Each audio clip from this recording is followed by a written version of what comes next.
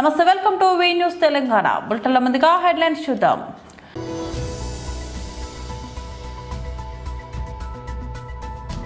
తెలంగాణ భవన్ లో బీఆర్ఎస్ నాయకుల press meet.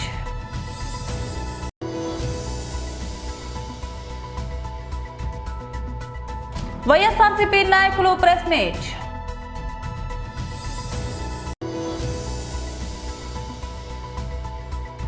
Nitish Kumar ప్రభుత్వానికి లూలు ప్రసాద్ యాదవ్ కుమార్తె ప్రశంసలు.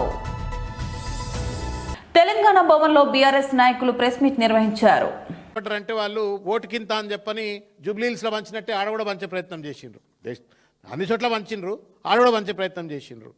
వింతేందా అంటే నేను 550 ఓట్లకు నేను డబ్బులు పంచినా, నాకు 55 ఓట్లు వచ్చినాయి, మిగతా వాళ్ళని డబ్బులు అని చెప్పని ఇంటింటికి పోయి వాళ్ళ ఆ మురళీనాయక్ గారు అని చెప్పని అక్కడ కాంగ్రెస్ పార్టీ ఎమ్మెల్యే వాళ్ళ వదినమ్మ ఇప్పుడు ఇంటింటికి తిరుగుతుందట, పేపర్లో సోషల్ మీడియాలో అంతా తిరుగుతూ ఉంది. నాకు పైసలు వాపసిరి, నాకు పైసలు వాపసిరి అంటే వాళ్ళు డబ్బును నమ్ముకున్నారు తప్ప ప్రజల ప్రేమను నమ్ముకోలేరు. రేవంత్ రెడ్డి గారి ప్రభుత్వం డబ్బే. జూబ్లీహిల్స్లో అట్లనే బోగస్ ఓట్లు, డబ్బు, రకరకాల రీతిలో ప్రయత్నం చేసి గెలిచిండ్రు. అదే మంత్రం ఇవాళ నవీన్ యాదవ్ను ఉన్న ప్రాబల్యాన్ని వాడుకొని గెలిచే ప్రయత్నం చేసిండ్రు, డబ్బును వాడుకొని గెలిచే ప్రయత్నం చేసిండ్రు, ఎంఐఎం అడ్డం పెట్టుకొని బోగస్ ఓట్లను చేసి గెలిచే ప్రయత్నం చేసిండ్రు. అదే యంత్రాంగం మంత్రాంగం ఇవాళ ఇక్కడ కూడా నడుస్తుంది అనుకుంటే ప్రజలు కర్రగాల్చి వాత పెడితే ఇవాళ మళ్ళీ మొర్రో అని చెప్పని ఇచ్చిన పైసలు వాపస్ ఇవ్వమని చెప్పని ఇవాళ మహబాద్లో పోయి మురళీనాయక్ వదినట్ట తిరుగుతూ ఇవాళ పైసలు అడుగుతున్న పరిస్థితి. జయశంకర్ భూపాలపల్లిలో కాంగ్రెస్కు బీఆర్ఎస్కు సమానమైనటువంటి ఒక ఓట్లు వస్తే అక్కడ అధికారులంతా కూడా కుమ్మక్క అయిపోయి వాళ్ళ కాంగ్రెస్ అధికార పార్టీకి ఒక ఓటు ఎక్కువ వచ్చిందని చెప్పని దొంగచాటుగా ఇవాళ గెలుపొందినట్టుగా ఇవాళ ప్రకటనలు చేసుకుంటే ఒక పరిస్థితి. సూర్యాపేటలో ఎప్పుడెప్పుడో చూసినాం 20-30 ఏళ్ల కింద గ్రామ పంచాయతీ ఎన్నికల్లో, స్థానిక సంస్థల ఎన్నికల్లో హత్యా రాజకీయాలు. సూర్యాపేటలో ఉప్పల మల్లయ్య అని చెప్పని బీఆర్ఎస్ పార్టీ నాయకుడిని హత్యకు గురి చేసినప్పటికి కూడా అక్కడ ప్రజలు కూడా కర్రు కాల్చి వాతలు పెట్టినరు. మునుపెన్నడూ లేని విధంగా ఈ 2 సంవత్సరాలలో హత్యా రాజకీయాలకు పాల్పడ్డప్పటికీ కూడా, డబ్బు రాజకీయాలకు పాల్పడ్డప్పటికీ కూడా, పోలీసు రాజకీయాలకు పాల్పడ్డప్పటికీ కూడా, బెదిరింపు రాజకీయాలకు పాల్పడ్డప్పటికీ కూడా గ్రామీణ ప్రజలు ఇవాళ రేవంత్ రెడ్డి గారు చేస్తున్నటువంటి ఒక మోసాన్ని ఇవాళ గుర్తించి ఇవాళ పెద్ద ఎత్తున కాంగ్రెస్ వ్యతిరేక తీర్పునిచ్చినట్టుగా మేము భావిస్తూ ఉన్నాము. వారందరికీ కూడా హృదయపూర్వకంగా ధన్యవాదాలు తెలియజేస్తూ ఉన్నాం. వాస్తవానికి కొంత లోతుగా కనుక చూసినట్టయితే 2023 ఎన్నికల్లో అలవిగాని వాగ్దానాలు చేసినారు, అబద్ధాలతో ప్రభుత్వాన్ని నడుపుతా ఉన్నారు. 2 సంవత్సరాలుగా విచ్చలవిడి అవినీతితో ఇవాళ వేల కోట్ల రూపాయలు దండుకొని ఇవాళ దేశంలోనే #1 రిచెస్ట్ చీఫ్ మినిస్టర్ ఇవాళ రేవంత్ రెడ్డి 2 ఏళ్లలోనే దేశంలోనే #1 రిచెస్ట్ చీఫ్ మినిస్టర్. ఎవరి సొమ్ము అది, ఎక్కడ సొమ్ము అది? ఫ్యూచర్ సిటీ ఫ్రాడ్ సిటీ, మూసి పెద్ద బోగస్, ఎక్కడ రియల్ ఎస్టేట్ దందాలకు పాల్పడుతూ కమిషన్లు దండుకుంటూ ఆఖరికి దేశ ప్రధాని వచ్చి వాళ్ళ RRR ట్యాక్స్, RRR ట్యాక్స్ వసూలు చేసుకుపోతున్నారు అని చెప్పేంత విచ్చలవిడి చిల్లర అవినీతికి పాల్పడతా ఉంటే ఈ అవినీతి సామ్రాజ్యంని కూల్చివేస్తామని చెప్పని వాళ్ళ గ్రామీణ ప్రాంతంలో ఉన్నటువంటి ఒక ప్రజలు ఇవాళ ఏకోన్ముఖంగా ఇవాళ మళ్ళా బీఆర్ఎస్ పార్టీని, కేసీఆర్ గారిని ఆదరిస్తూ ఇవాళ ఈ యొక్క పెద్ద ఎత్తున ఈ ఫలితాలు ఇచ్చినట్టుగా మేము భావిస్తూ ఉన్నాము. కర్రుగాల్చి వాత పెట్టినట్టుగా మేము భావిస్తూ ఉన్నాం. వైఎస్ఆర్సీపీ నాయకులు ప్రెస్ మీట్ నిర్వహించారు. మేము పరిశీలించాం. 3 దశల్లో బ్యాగు నాణ్యతని తనిఖీలు చేశామని చెప్పేసి గత ప్రభుత్వం కంటే తక్కువ రేటుకి తయారు చేశాం. ప్రజాధనాన్ని మేము ఆదా చేశాము. విద్యార్థులకి నాణ్యమైన బ్యాగును అందజేశామని చెప్పేసి నారా లోకేష్ గారు ప్రకటించారు. ఈరోజు రాష్ట్రంలో విద్యా సంవత్సరం ప్రారంభమై సుమారు 6 నెలలు పూర్తవుతుంది. ఈ 6 నెలల కాలంలో డాక్టర్ సర్వేపల్లి రాధాకృష్ణన్ విద్యార్థి మిత్ర పేరుతో కూటమి ప్రభుత్వం మంజూరు చేసిన, విద్యార్థులకు అందజేసిన బ్యాగులు ఇప్పటి వరకు పూర్తి స్థాయిలో బ్యాగులను అందించలేకపోయింది. విద్యార్థులకు ఇచ్చిన బ్యాగులు చాలా నాణ్యతా లోపంతో ఉన్నాయి. నాసి రకమైన బ్యాగులు అందించారు. బ్యాగులు తీసుకున్న విద్యార్థులు కేవలం నెల రోజులు, 20 రోజులు, 2 నెలల లోపలే బ్యాగులు చినిగిపోయాయి. చిరిగిపోయిన బ్యాగుల్ని కుట్టించుకొని వాటికి అతుకులు వేసుకొని విద్యార్థులు ఈరోజు స్కూల్స్కి వెళ్తా ఉన్నారు. ఎంత దారుణం అంటే ప్రభుత్వం మెరుగైన బ్యాగులు అందించాము అని చెప్పిన నారా లోకేష్ గారు, మేము ప్రశ్నిస్తా ఉన్నాం నారా లోకేష్ గారు విద్యాశాఖ మంత్రిని, కమిషన్ల కోసం కక్కుర్తిపడి నాసిరకమైన బ్యాగులు మీరు తయారు చేయించారా మీ ప్రభుత్వం? మీ ప్రభుత్వంలో బ్యాగుల తయారీలో జరిగిన అవినీతి అక్రమాలు ఏ స్థాయిలో జరిగాయి అనేది ఈ బ్యాగుల నాణ్యతను పరిశీలిస్తే అర్థమవుతా ఉంది. మీరు చెప్పిన దానికి, నారా లోకేష్ గారు చెప్పిన దానికి, విద్యార్థులు స్కూల్కి తీసుకెళ్లే బ్యాగులకి మధ్య నాణ్యతకి చాలా వ్యత్యాసం ఉంది. 953 కోట్లు కేటాయించామని, ఒక్కో బ్యాగ్ 2279 రూపాయలు కేటాయించామని మీరు చెప్పినప్పుడు సుమారు 2300 ఒక్క బ్యాగు మీద ఖర్చు పెడితే చాలా పూర్తి నాణ్యతతో బ్యాగ్ ఉండాలి. కానీ ఈరోజు బ్యాగు తీసుకొని స్కూల్కి వెళ్ళిన విద్యార్థికి నెల రోజుల్లోపే బ్యాగు చిరిగిపోయిందంటే నాణ్యత లోపల ఎంత పెద్ద ఎత్తున ఉన్నాయి, కమిషన్ల కోసం ఇక్కడ ఎంత కక్కుర్తి పడారు, ఎంత పెద్ద ఎత్తున అవినీతి అక్రమాలు జరిగాయనేది ఈరోజు మనకు అర్థమవుతా ఉన్నాయి. చంద్రబాబు కూటమి ప్రభుత్వం ఈరోజు పిల్లలకి సరఫరా చేసిన బ్యాగుల్లో కూడా సర్వం కమిషన్లో పెద్ద ఎత్తున చేతులు మారాయి. మ్యానుఫ్యాక్చరింగ్ దగ్గర నుంచి విద్యార్థులకు సరఫరా చేసే వరకు పై స్థాయిలో పెద్ద ఎత్తున అవినీతి అక్రమాలు, కమిషన్లు, ఈ దందా జరిగిందనేది మా వైఎస్ఆర్సీపీ విద్యార్థి విభాగం తరఫున మేము తెలియజేస్తా ఉన్నాం. ఎందుకంటే గత జగన్మోహన్ రెడ్డి గారి పరిపాలనలో 5 ఏళ్ల పాలనలో 1 సంవత్సరం కోవిడ్ వచ్చింది. 4 ఏళ్లు విద్యార్థులకి సుమారు 3366 కోట్ల రూపాయలు కేటాయించి జగనన్న విద్యా కానుక పేరుతో విద్యార్థులకి ఒక కిట్ను అందించారు. 3 జతల యూనిఫారాలు, 2 జతలు బూట్లు, 2 జతలు సాక్సులు, 2 డిక్షనరీలు, బైలింగ్వల్ డిక్షనరీ, అదేవిధంగా పిక్టోరియల్ డిక్షనరీ, అదేవిధంగా బెల్టు, టై, ఇలా అనేక రకాలు పెద్ద ఎత్తున జగన్మోహన్ రెడ్డి గారు గత 4 ఏళ్లలో విద్యార్థులకు అందించారు.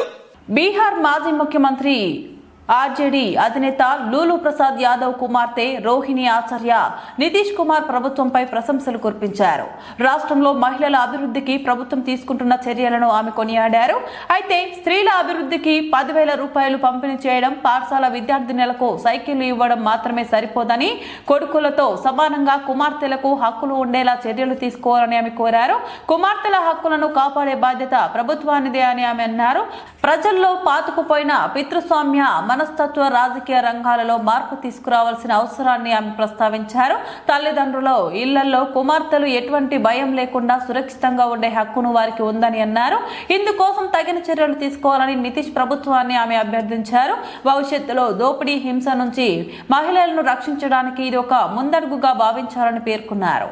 ప్రతి స్త్రీ తల్లిదండ్రుల ఇళ్లలో సురక్షితంగా ఉండేలా చర్యలు తీసుకోవాలని రోహిణి ఆచార్య నితీష్ ప్రభుత్వాన్ని కోరారు. కాగా లూలు ప్రసాద్ యాదవ్ కుటుంబంలో ఇప్పటికే పలు సమస్యలు తలెత్తడంతో పెద్ద కుమారుడు తేజ్ ప్రతాప్ యాదవ్ వేరుగా ఉంటున్నారు. కుటుంబ కలహాల నేపథ్యంలో లూలు కుమార్తెలు కూడా ఆయన ఇంటి నుంచి వెళ్లిపోవడం తెలిసిందే. ఈ క్రమంలో రోహిణి సోషల్ మీడియా వేదికగా నితీష్ ప్రభుత్వంపై ప్రశంసలు కురిపించడంతో పాటు కీలక సూచనలు చేశారు. సర్పంచ్ అభ్యర్థిగా గెలిపిస్తే మోడల్ గ్రామ పంచాయతీగా సంస్థాన్ నారాయణపురం గ్రామాన్ని తీర్చిదిద్దుతానని సిపిఐ బలపరిచిన కాంగ్రెస్ పార్టీ అభ్యర్థి ఉప్పల విజయలక్ష్మి లింగస్వామి అన్నారు. మండల కేంద్రంలో ఏర్పాటు చేసిన విలేకరుల సమావేశంలో వారు మాట్లాడుతూ, గత సర్పంచ్ ఎన్నికల్లో అధికార దృక్పథంతో నన్ను ఓడించి విజయాన్ని పొందారని, 6 సంవత్సరాల నుంచి నేను ఓడిపోయినా కానీ గ్రామ అభివృద్ధికి నా సహాయ సహకారాలు చేసుకుంటూ ప్రజల బాగోగులను చూసుకుంటూ ముందుకు సాగుతున్నానని, ఏనాడు కూడా గ్రామ ప్రజల కోసం వెనుకడుగు వేయకుండా ప్రతినిత్యం ప్రజల మధ్యనే ఉంటూ సమస్యల పరిష్కారానికి కృషి చేస్తూ వచ్చానని, అత్యవసర పరిస్థితుల్లో అనారోగ్యాలకు గురై ఇబ్బందులు పడుతున్న వారికి అంబులెన్స్ సౌకర్యాన్ని, నిరుపేదలకు ఆర్థిక సహాయాన్ని అందిస్తూ మీ అందరి వాడిగా ఉంటూ ముందుకు సాగుతున్నానన్నారు. నారాయణపురం గ్రామ ప్రజలందరికీ నా నమస్కారాలు. ఈరోజు ఈ సమావేశానికి విచ్చేసినటువంటి మా ముఖ్య నాయకులందరికీ పేరు పేరున నా నమస్కారాలు. అట్లాగే పత్రికా మిత్రులు కూడా నా నమస్కారాలు. గత సిపిఐ బలపరిచినటువంటి కాంగ్రెస్ పార్టీ సర్పంచ్ అభ్యర్థి శ్రీమతి ఉప్పల విజయలక్ష్మి లింగస్వామి గారికి మీరు సంపూర్ణ మద్దతు తెలపాలని నేను నారాయణపురం ప్రజలను వేడుకుంటున్నాను. గత 2019 సర్పంచ్ ఎలక్షన్లో మీ అందరికీ తెలిసిన విషయమే. నేను అప్పుడు కాంగ్రెస్ పార్టీ అభ్యర్థిగా పోటీ చేసినప్పుడు అప్పుడున్న అధికార పార్టీ టీఆర్ఎస్ పార్టీ గెలిచిన నన్ను అధికారం అండ చూసుకొని నన్ను ఓడించడం జరిగింది. ఆ ఎలక్షన్లో ప్రజా తీర్పులు అగౌరవపరిచినటువంటి టీఆర్ఎస్ పార్టీ బలవంతంగా ఈ ఊరికి ఒక సర్పంచ్ని పెట్టి గ్రామాన్ని అభివృద్ధి కుంటుపడతట్టు చేశారు. గ్రామ అభివృద్ధిలో ఏమాత్రం గ్రామ అభివృద్ధిలో చొరవ చూపని ఆయన, దాని తర్వాత నేను ప్రతి నారాయణపురంలో ఆ రోజు నుంచి ఈ రోజు వరకు 6.5 సంవత్సరాలుగా మంచికి చెడుకు నేను నారాయణ ప్రజలతో మమేకమై ఉన్నాను. ప్రజల్ని వేడుకునేది ఏంటంటే పని చేసే వాళ్ళకే మీరు పట్టం కట్టండి. ప్రజల్లో ఇప్పుడు గత సర్పంచ్ అయితే ఏ రోజు కూడా ప్రజల్లో లేడు. నేను మంచికి చెడుకు ప్రజల్లో ఉన్నా. లాస్ట్ నా సొంత నిధులతోటి నేను మొన్న ఒక సంవత్సరం రైతుంది అంబులెన్స్ సేవలు కూడా అందిస్తున్నాయి ఇక్కడ నారాయణపురంలో. ప్రజల ఆలోచించండి. ఈరోజు మనకు అధికారం ఉంది, రాజగోపాల్ రెడ్డి గారు ఉన్నారు. సర్పంచ్గా మీరందరూ మమ్మల్ని ఆశీర్వదిస్తే నారాయణపురాన్ని ఒక మోడల్ గ్రామ పంచాయతీగా తీర్చిదిద్దుతానని మీ అందరూ నేను వేడుకుంటున్నాను. నాచారం పారిశ్రామిక వాడలో ఉన్న షాహీ ఎక్స్పో గార్మెంట్ సంస్థలో పనిచేస్తున్న మహిళా కార్మికులు తమకు జీతాలు పెంచాలని చేస్తున్న ధర్నా కార్యక్రమం నేటికి 5వ రోజుకు చేరుకుంది. విధులను బహిష్కరించి పరిశ్రమ ముందు నిరసన వ్యక్తం చేస్తున్న మహిళా కార్మికులకు సిపిఐ పార్టీ తరఫున తెలంగాణ రాష్ట్ర సహాయ కార్యదర్శి నారాయణ ధర్నాలో పాల్గొని కార్మికులకు సంఘీభావం ప్రకటించారు. ఈ సందర్భంగా వారు మాట్లాడుతూ గత 4 రోజులుగా మహిళా కార్మికులు ఎండలో కూర్చొని తమకు న్యాయం చేయాలని ధర్నా చేస్తున్న యాజమాన్యం స్పందించకపోవడం సరికాదన్నారు. కంపెనీలో పనిచేస్తున్న మహిళలకు కనీస గౌరవం ఇవ్వకుండా అసభ్యంగా ప్రవర్తిస్తున్నారని, అలా ప్రవర్తించిన వారిపై కఠిన చర్యలు తీసుకోవాలని డిమాండ్ చేస్తున్నామన్నారు. వెంటనే మహిళా కార్మికులకు వారి పనికి తగ్గ జీతం పెంచాలన్నారు. నాచారంలో ఉన్నటువంటి షాహీ ఎక్స్పోర్ట్స్, దీనిలో దాదాపు 2.5-3 వేల మంది మహిళలే పనిచేస్తారు. వాళ్ళని రకరకాల ఇబ్బంది పెడుతున్నారు. గత 4-5 ఏళ్ళుగా లేదా 10 ఏళ్ళుగా వాళ్ళకు 6,000, 5,000 నుంచి ఇప్పుడు 10,000 దాకా వచ్చారు కొంతమంది. అది కనీస వేతనం కానే కాదు.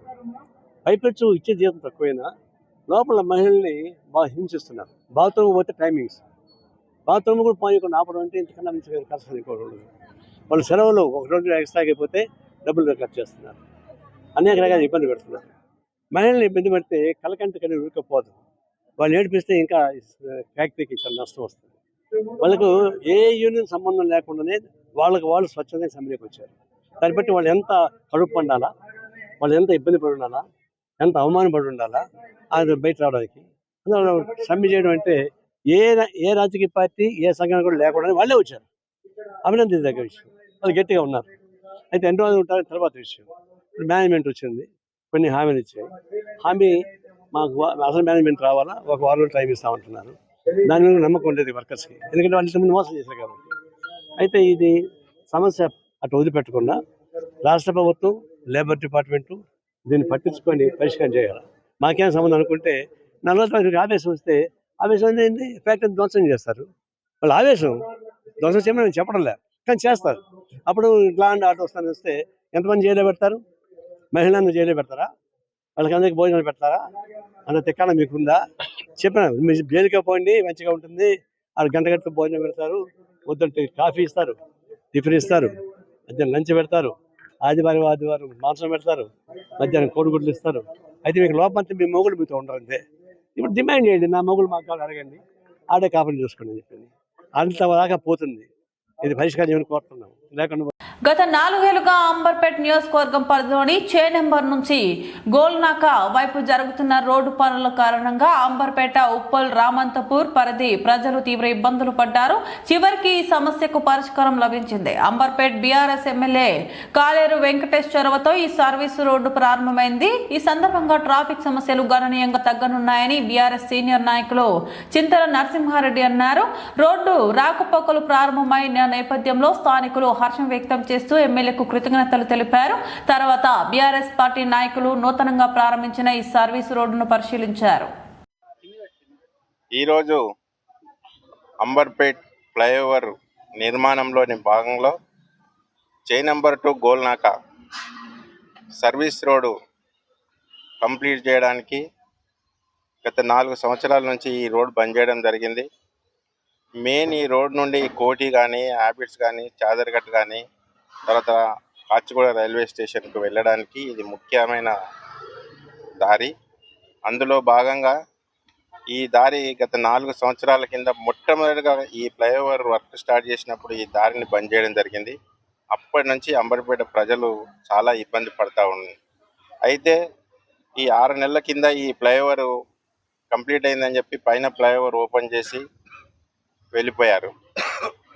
కానీ ఇక్కడ చిన్న సమస్య వలన ఈ chain number 2 Golnaka service road అన్నది ఓపెన్ కాక చాలా ఇబ్బంది గురైంది ఇక్కడ అంబర్పేట ప్రజలు కానీ, అక్కడ మిగతా ఉప్పల్ నుంచి రామంతపూర్ నుంచి కూడా ఇక్కడ వచ్చే ట్రాఫిక్ అంతా చాలా ఇబ్బంది గురైనారు. అందులో భాగంగా ఈ మన బస్సులు కానీ, ఇంకా మా ట్రాఫిక్ కానీ ఇటు గోల్నాక నుండి తిరిగి ఆలీకేప్ చౌరస్తా, లేకపోతే జిందాక్లేస్మత్ చౌరస్తా, వెనుక నుండి కొత్త బ్రిడ్జ్ అని చెప్పి ఇదంతా ట్రాఫిక్ చాలా ఇబ్బంది పడుతూ రోజు ఆఫీసులకు వెళ్ళడం కానీ, స్కూళ్ళకు వెళ్ళడం కానీ, వివిధ పనులకు వెళ్ళడం కానీ, శుభకార్యాలకు వెళ్ళడం కానీ, వాళ్ళు 1/2 అవర్లో పోవాల్సిన వాళ్ళు 2 గంటలు లేటు పోయి ప్రతి దగ్గరికి చాలా ఇబ్బంది పడ్డారు, చాలా అవస్థ అనుభవించారు. అయితే ఈ స్థానికంగా ఏదైతే ఇక్కడ చిన్న సమస్య ఉందో ఈ సమస్యను మా స్థానిక ఎమ్మెల్యే శ్రీ కాలేరు వెంకటేష్ గారు చాలా చొరవ తీసుకొని తను చాలా దీని మీద ఇంట్రెస్ట్ తీసుకొని ఈ సర్వీస్ రోడ్డు ఏ విధంగానైనా ఓపెన్ చేయాలన్న ఉద్దేశంతో ఆయన చాలా కష్టపడి ఇక్కడ లోకల్ వాళ్ళతో ఒకసారి కాదు దగ్గర ఒక 100 సార్లు వాళ్ళతో కూర్చోబెట్టి మీటింగ్లు చేసి చిన్న సమస్య ఉన్న ఆ సమస్యను పరిష్కరించి ఈ రోడ్డు ఓపెన్ చేయడానికి తను కారకుడయ్యాడు. కాబట్టి అదేవిధంగా ఏదైతే ఈ రోడ్డు వాళ్ళు ఈ సమస్యను తీర్చుకొని వాళ్ళు క్లియరెన్స్ ఇచ్చిన తర్వాత కూడా ఇక్కడ రోడ్ కాంట్రాక్టర్, రోడ్ అధికారులు కూడా అలసత్వం ప్రవర్తించి ఈ రోడ్ను ఓపెన్ చేయడంలో చాలా ఆలస్యం చేసినారు. అయితే గత 10 రోజుల కింద ఎమ్మెల్యే గారే స్వయంగా వచ్చి ఈ రోడ్ను విజిట్ చేసి అధికారులను ప్లస్ కాంట్రాక్టర్ను తను ఎప్పుడు కూడా ఎవరిపైన కూడా గట్టిగా మాట్లాడు. అట్లాంటిది మొన్న 10 రోజులు వాళ్ళకి గట్టిగా మాట్లాడి మీకు 10 రోజులు కనుక ఓపెన్ చేయకుంటే ఈ వర్క్ నేనే చేసుకొని నేనే పబ్లిక్ దీన్ని ఉపయోగంలోకి తీసుకొస్తా అని చెప్పి హెచ్చరించి వాళ్ళను సముదాయించి ఈ రోడ్ను 10 రోజులు అని చెప్తే ఇప్పుడు 8 రోజులు అయింది. 8 రోజుల్లో కంప్లీట్ చేసినారు ఈ రోడ్డు. ఇప్పుడు ఇది ఉపయోగంలోకి వచ్చింది. కాబట్టి ముందుగా అంబర్పేట ప్రజల తరఫున అదేవిధంగా ఈ రోడ్డు మీద ఎవరైతే ఉపయోగించుకుంటారో వాళ్ళందరి తరఫున ఎమ్మెల్యే కాలేరు వెంకటేష్ గారికి అభినందనలు తెలియజేస్తా ఉన్నాం. జీహెచ్ఎంసీ వార్డు డీలిమిటేషన్ ప్రక్రియ పూర్తిగా అన్యాయంగా జరిగిందని ప్రజలు తీవ్రంగా ఆగ్రహం వ్యక్తం చేస్తున్నారు.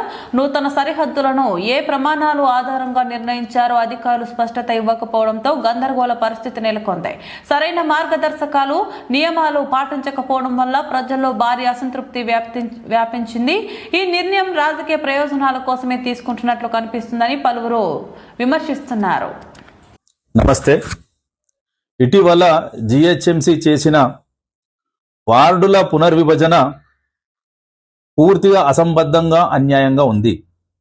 కేవలం సీఎం గారి ఆదేశాల మేరకు చేసినట్టు, కేవలం సీఎం గారి ప్రయోజనాలకు, తాత్కాలిక రాజకీయ ప్రయోజనాలకు చేసినట్టు ఉంది.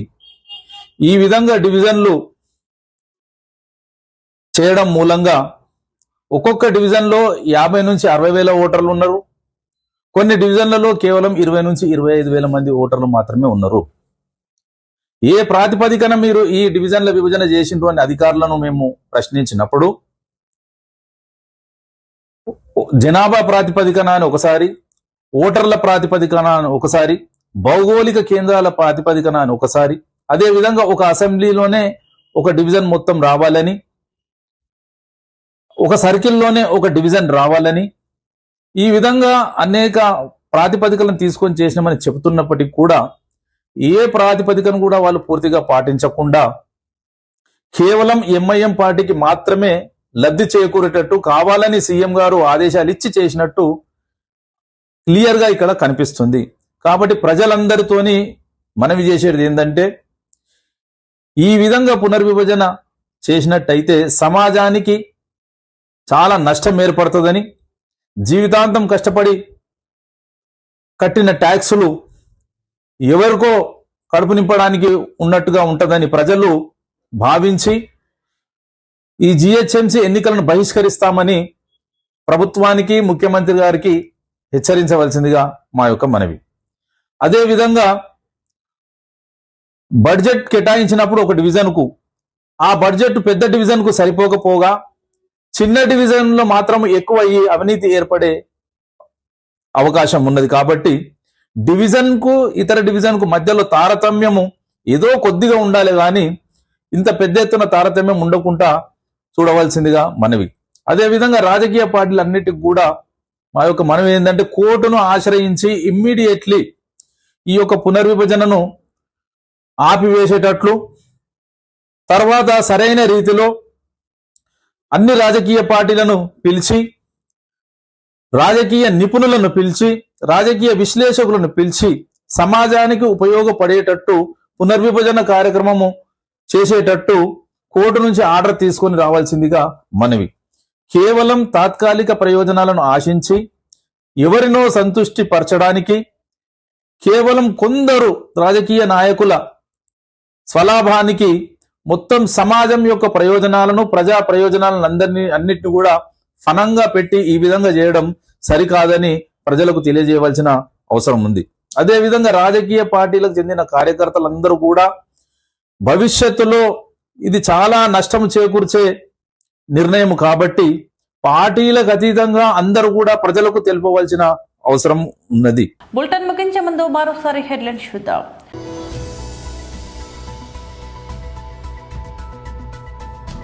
తెలంగాణ భవన్ లో బీఆర్ఎస్ నాయకుల ప్రెస్ మీట్.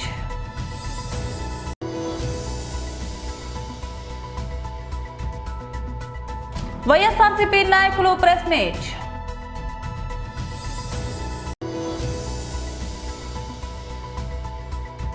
నితీష్ కుమార్ ప్రభుత్వానికి లూలు ప్రసాద్ యాదవ్ కుమార్తె ప్రశంసలు.